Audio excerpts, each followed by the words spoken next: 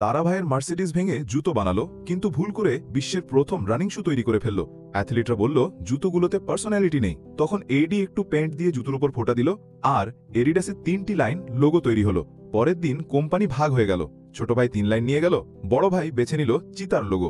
100 বছর আগে এডিডাস আর পুমা ছিল একটাই। 1924 সালে 24 বছরের এডি ছিল একজন মেহনতি কিন্তু গরিব জুতো মেকার। সে খরচের চিন্তা না করে নতুন জুতো বানাতো। ভাইয়ের মার্সিডিজ ভেঙে ইঞ্জিনের বেল্ট দিয়ে জুতোর সোল বানাতো, মাঠে দৌড়ে জুতো পরীক্ষা করত। তার স্বপ্ন ছিল খেলাধুলার জন্য বিশেষ জুতো বানানো। তখনকার দিনে কেউ খেলাধুলার জুতো কিনত না, সবাই তাকে মজা করে। কিন্তু এডি বিশ্বাস করত তার জুতো অলিম্পিকে হইচই ফেলে দেবে।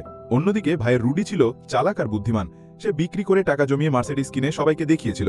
যখন খলনায়করা এডির মজা করল, রুডি তাদের মারল, চাকরি ছেড়ে ভাইয়ের সঙ্গে কাজ শুরু করলো। সে ফ্যাক্টরিতে মেশিন ঠিক করলো, এডিকে ব্যাংকে নিয়ে গিয়ে লোন করালো। রুডি খেলোয়াড়দের জুতো ট্রাই করালো, সবাই পছন্দ করলো। 273 জোড়া বিক্রি হয়ে গেল। প্রথম টাকা পেয়ে রুডি উৎপাদন বাড়ালো, আর এডি জুতোগুলো আরো ভালো করতে চাইলো।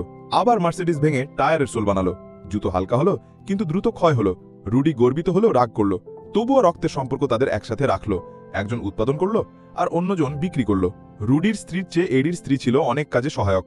1933 সালে রুডি জাতীয় দলের সঙ্গে চুক্তি করল। বড় বড় স্টেডিয়ামে তাদের জুতো দেখা যেতে লাগলো। রুডি লোন নিল, আর এডি স্ত্রী চালাকভাবে লোনের সুদ কম করালো। ডাসলার ফ্যাক্টরির উৎপাদন বার্ষিক 2 লাখ জোড়া ছিল। কিন্তু মিডিয়া শুধু এডির প্রশংসা করত, যা রুডিকে কষ্ট দিল। বাইরের চাপ আর স্ত্রীদের ঝগড়ায় ভাইদের মধ্যে ফাটল ধরল। রুডি স্ত্রী বলল এডি কোম্পানি নিজের করবে। 1936 সাল বার্লিন অলিম্পিকে রুডি স্পন্সরশিপ করল, কিন্তু এডি জুতো বানালো বিশ্ব চ্যাম্পিয়ন জেসি ওয়েন্সের জন্য। জেসি 4টি গোল্ড মেডাল জিতল, ডাসলার খ্যাতি পেল। তবে বিদেশি সাহায্যের জন্য সরকার রেগে গেল, উৎপাদনে বাধা দিল, শুধু আর্মির জুতো বানানোর অনুমতি দিল। যুদ্ধ শুরু হলো, অনেক শ্রমিক ছাঁটাই হলো। এডি ক্ষতি সইয়ে ছাঁটাই বন্ধ করলো। একজন ভাইকে সেনাবাহিনীতে যেতে হলো। এডি নিজেকে কোম্পানির হৃদয় বলল। রুডি রাগ করে যুদ্ধ শুরু করলো। 1945 সালে যুদ্ধ শেষ, ফ্যাক্টরি নাজিদের গুদাম হয়ে গিয়েছিল। এডি স্ত্রী জেসির ছবি ব্যবহার করে ফ্যাক্টরি বাঁচালো, কিন্তু রুডিকে তদন্তে নিয়ে গেল। সে ভাবলো এডি অভিযোগ করেছে, সব দোষ এডির উপর ঢাললো। এই ভুল বোঝাবুঝি শেষ কাটা হলো তাদের সম্পর্কের। কোম্পানি ভাগ হলো, রুডি পুমা তৈরি করলো, এডি অ্যাডিডাস। 1954 সালে বিশ্বকাপে জার্মানি এডির নতুন জুটো জিতল। রুডি স্পন্সরশিপ সাহায্য করলো, কিন্তু ভাইরা আর কখনো দেখা করলো না। আজ তাদের বাচ্চারা বিশ্বমানের ব্র্যান্ড চালায়।